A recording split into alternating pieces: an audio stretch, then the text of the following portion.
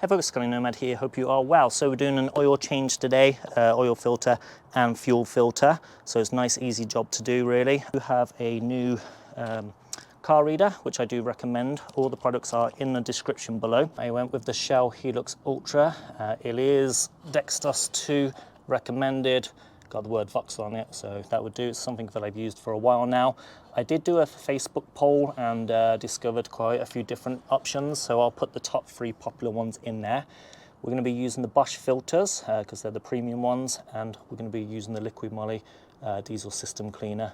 I was having an issue with the car about a month ago with black smoke coming out the exhaust and the rough idling, so I picked up one of these which basically told me that the mass airflow sensor was a little bit faulty. So what I did is I cleaned it. I did a little video on it along with cleaning the K&N filter because I have a performance filter in there, and it sorted the issue out. The concept is the same with all vehicles with the exception of the Insignia, where you need to take the front driver side wheel off in order to access the oil filter, which is a little bit frustrating, but I'll show you how that's done. I'll show you where typically the oil filters are within a normal vehicle, but to kind of keep it a clean job, I'm going to be using the oil pump, which I recommend using because you're going to get the vast majority of oil out, which means when you crack the sump plug, or if you can't get it out, you can get the vast majority of the oil out. Take away the oil filter. I'm going to try and keep this video as short as possible, so I'm not going to show you exactly how to jack up the car like to the T. I'll just quickly go over it. In the boot of your car, you'll have the jack. So just these 2 bits. We want to make sure the handbrake is on, extra strong. And then if you don't know where to pop the hood is, it's just that. Now there's 2 types of wheels. There's these ones that I have. Plastic just comes literally straight off. And then you have the studs here. If you had alloy wheels, you'd have them all the same with the exception of one. One will be a security nut, which you will have most likely in the boot or glove box. That's where most people keep them. Before we jack up the car, we need to loosen these, because if you jack it up and then try and take this off without cracking the nuts first, the tyre will spin. In the boot of your car, you'll have one of these, so extend it out and then go like there.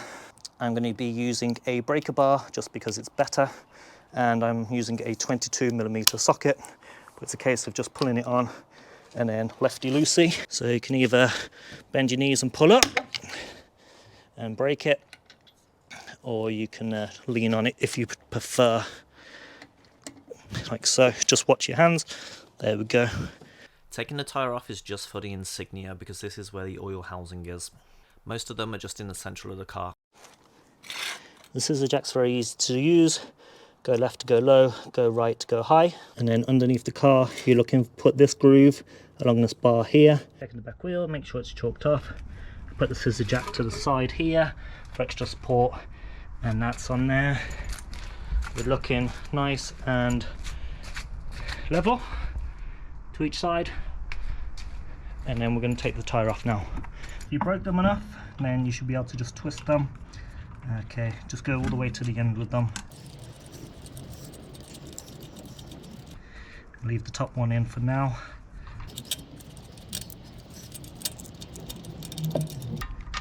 Put them somewhere out of the way. Push it in, be careful with your foot so it doesn't come off. Hold it. I did do an in-depth brake change video, so here's my old Brembo brakes. I put the new stuff on with the Liqui Moly stuff, which is the blue. We'll start off with where the fuel filter is. So it is near the back door, and then you don't need to jack the car up for here. It's there. You can reach it like here. Pretty easy, so you don't need to jack up the car if you just want to change that. And now the reason we've took the front tyre off is because this is where the oil filter is, right there. Last time I could not get the sump plug off, but this time I've got the extension bar. I'm going to spray it with WD-40.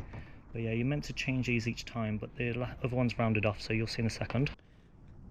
So it is directly underneath, and you're going to have to climb underneath the car for this. So if you keep going all the way through the middle, you'll see this bit here, and then there is the sump plug there. I sprayed it with WD-40 and I left it for about an hour. Start up the engine. We're going to use the devices to run them. I'm going to let the engine warm up.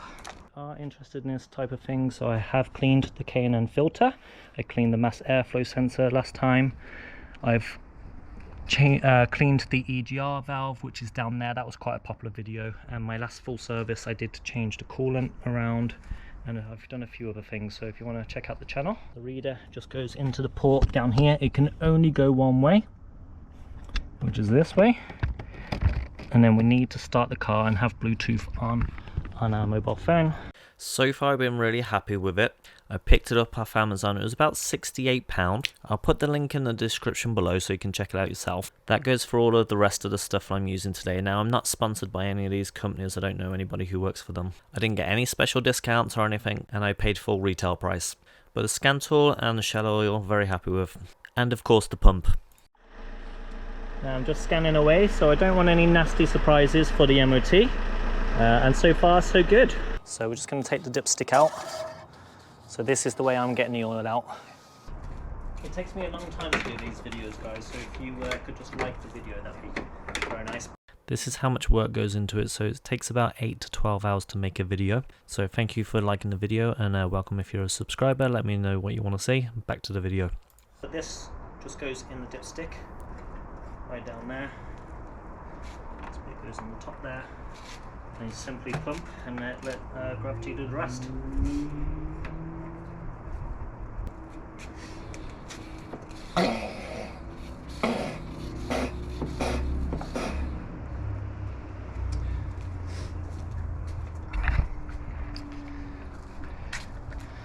So here we go. Just literally goes down here.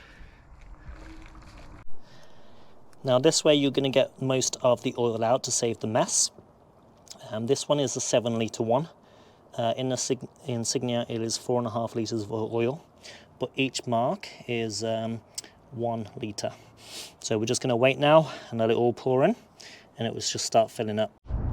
Made a little bit of a mess, but never mind. But yeah, we've got a plastic bag in there to keep this little bit clean. We've got the sump plug, and then let's go on under and let's see if we can finally get it out.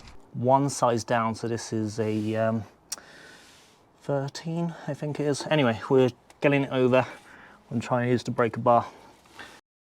The next stage would be using things like heat guns, blow torches, and that's a little bit too advanced for my liking. Plus, it's in there, it's not leaking, so it's not really a problem for me. The pump gets the vast majority of stuff out for me anyway, so I do recommend you picking one up. But we'll move on to changing the oil filter. So put the key in the ignition and then just turn the wheel. This will give you a bit more space to work with. And for more space, if you get the brake line and pull it directly up, you can kind of move it out the way. Okay, so basically I've gone in here like this. This just moves kind of out the way, and then you can go underneath if you want to.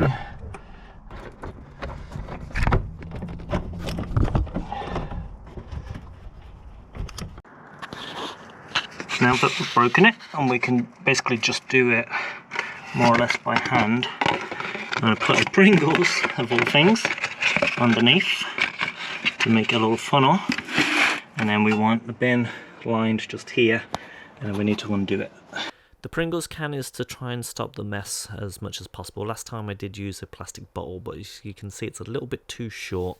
The housing does have quite a long thread on it, but keep twisting and it will come out, and then just pull. Okay, it's a distinctive shape, so you can't get it the wrong way around. You'll get the new seal in there. The seal should be on here. So we're just going to pop it out. Fire one. Get all the oil out, like so. I'm going to wipe inside here.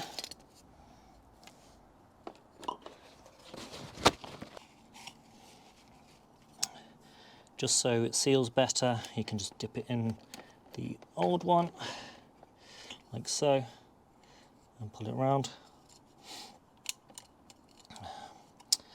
I never wear gloves, you can wear gloves if you want to. Just dip your finger around, like so, to help it seal. As it says, it will only go in one way, which is that way around. and it will click inside. There we go. And then I also just lubricate this little seal here, and then yeah, in we go. I did clean the plastic housing that you just seen with tissue before putting the new filter in, and I cleaned the metal housing within the vehicle itself with just using blue tissue. And now it's a case of doing everything in reverse. So you just put the filter back in, so you twist it back in. Once you can't do it by hand anymore, just get the ratchet back out, and it was 32mm. With the oil filter in, it's time to straighten up the wheel because we're going to put the tyre back on.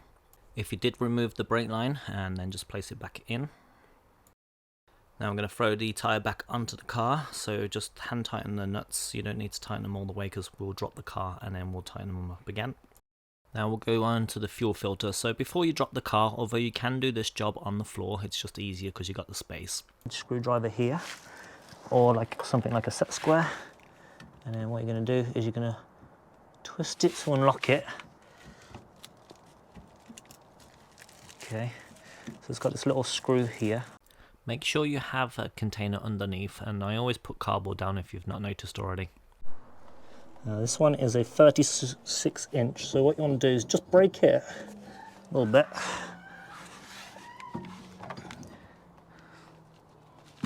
Okay, once you broke it, now the best thing to do is get a sandwich bag and then put it over the entire housing. And once you've done that, you want to start unscrewing it by hand. So just keep screwing it, because what's going to happen is the entire filter will drop out along with all the fuel which is inside the fuel filter, which you'll see the amount of fuel that's coming out now, and then usually the housing just drops straight off. This time round I managed to kind of just lower it by hand, but last time it just kind of flew straight into the bag, so it saved a bunch of mess. Don't forget to take out the rubber gasket and know which way round it came out. So if you can recycle a little bit of the diesel, put it on.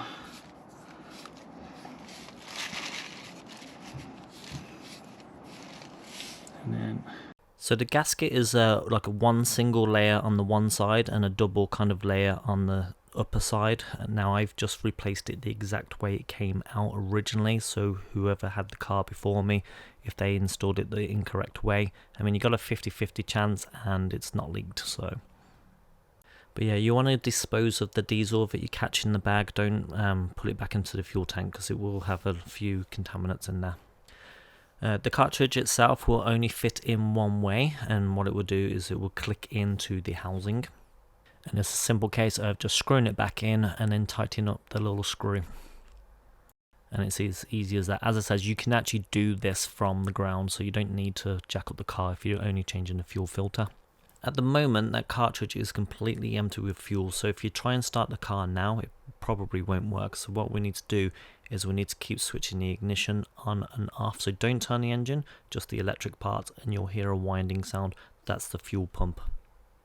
Turn the key, listen for the winding sound, let the winding sound stop, turn it back off, and repeat about 7 times. At this point, we've not started the car because there's no oil in the car at the moment. The next step is to lower the vehicle so it's flat back on the floor, so we can get an accurate measurement using the dipstick when we are topping up the oil. On my last change, I kept one of the containers from the Shell Helix oil. I emptied the vacuum pump and I got 4 litres out of there. On the oil cans, you always get the measurement on the side. 4 litres came out, so 4 litres is going to go back in, and then I'm going to constantly check the dipstick. And it's just a case of just pouring it in. With just the ignition on, to reset the oil code, press menu, navigate down to oil, and then press and hold the set clear. It may take a few seconds to do so, but it will reset it. Okay, now that we've replaced the fuel filter and put the oil in, and we put the wheel back on, I'm going to start the engine. So we're just going to click it a few times, not all the way on to actually switch it on, just enough to get the fuel through the lines. And once you've done it about 5-6 times, it's time to start. It might struggle to start. That's just because of you may have put air in the lines. There we go. I do have a torque wrench. It's a pretty good one actually, and we're looking for 150 Newton meters for these tyres.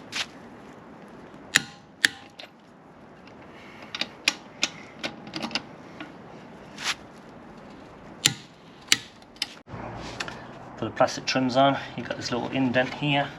And you just place it at the bottom, like so, and you just kind of give it a little bash. There we go. And then we're going to tidy up, and we're going to throw the fuel treatment in after we've filled up the car. That's it.